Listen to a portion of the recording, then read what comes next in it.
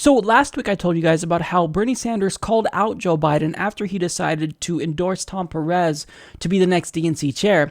Now, Bernie Sanders correctly pointed out that this is not a very good strategy to go with the failed status quo approach, again, after the status quo, which is the Democratic Party establishment, was obliterated in 2016. It doesn't make any sense. I mean, Democrats lost the White House, they lost Congress, they lost the Supreme Court, they lost the majority of state legislators, they lost a majority of governorships.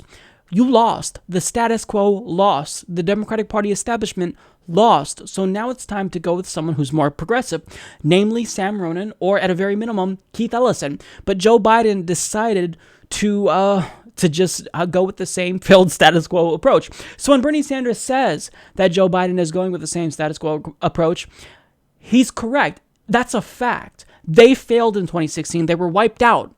But nonetheless, people within the DNC, certain DNC insiders, and even some DNC chair candidates got triggered by what Bernie Sanders said, and they had some pretty harsh words for Bernie.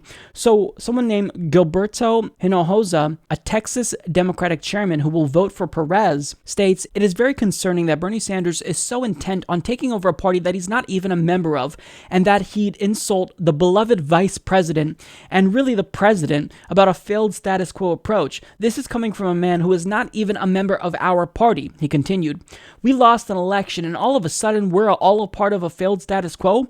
When he puts Joe Biden and Tom Perez in this category and paints with a broad brush, he insults all of us. This is an election between loyal, qualified Democrats who love our party and the country. There's no need for him to lower himself to that level." Oh, okay, so when you want Bernie Sanders to increase the party's popularity and campaign for you, well, then he's a Democrat. But when he says something that you disagree with, all of a sudden, he's not a Democrat. He has no right to speak about our party. If you don't love our party, then get out.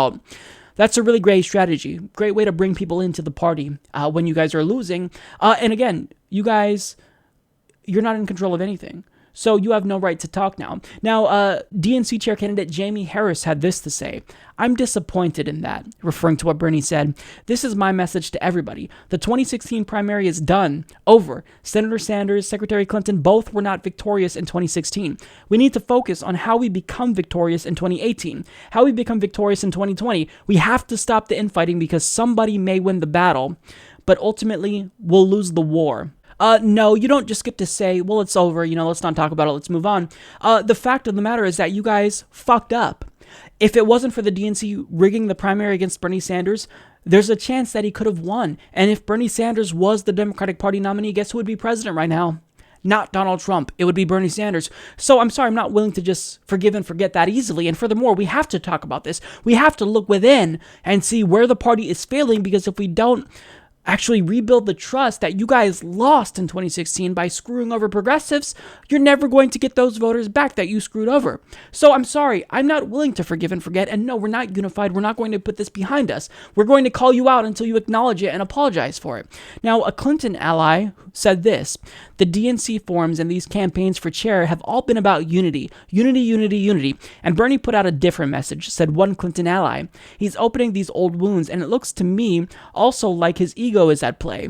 Perez and Ellison are cut from the same progressive cloth. Either one would be a strong leader." That's not true at all. Perez supported the TPP, Ellison did not. Perez refuses to state whether or not he would ban lobbyist contributions to the DNC, and he's not raising as much grassroots contributions as Keith Ellison, and Keith Ellison said that he would, or indicated at least that he would ban lobbyist contributions to the DNC.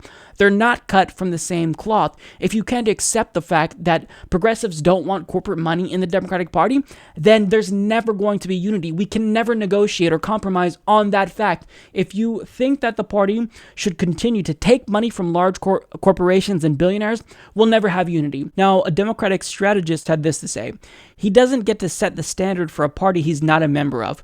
Simmons said it's up to those 447 longtime members of the party. If he'd like to have a vote, he should join the Democratic Party. We'd love to have him. The truth is, we can't win without the Bernie wing, but we also can't have someone who is just a voice for Bernie Sanders. The lines are not that clear. There is overlap. Again, we have the same premise here. You're not a Democrat, so you don't get to talk about Democratic Party issues. Well, do you want to bring more people into the party or not? By saying, well, you're an independent, I don't want anything to do with you, you are shutting out voters, and you are slitting your own throats for the election. You don't do shit like that. If you want to win an election, you can be successful in said election if you bring more people in, not exclude people and say, well, you're not a registered Democrat. So, I mean, this is all super frustrating to me. The Democratic Party will never learn, which is why we have the Justice Democrats. Since you guys won't learn and won't listen to us, we're taking over the party and your asses are going to be kicked out. So, we tried to work with you. We really did. But you've shown that you not only not want anything to do with us, but you actually have contempt for people like Bernie Sanders when he dares to speak the truth. Wake up. Support this podcast by joining the independent progressive media revolution today at humanistreport.com.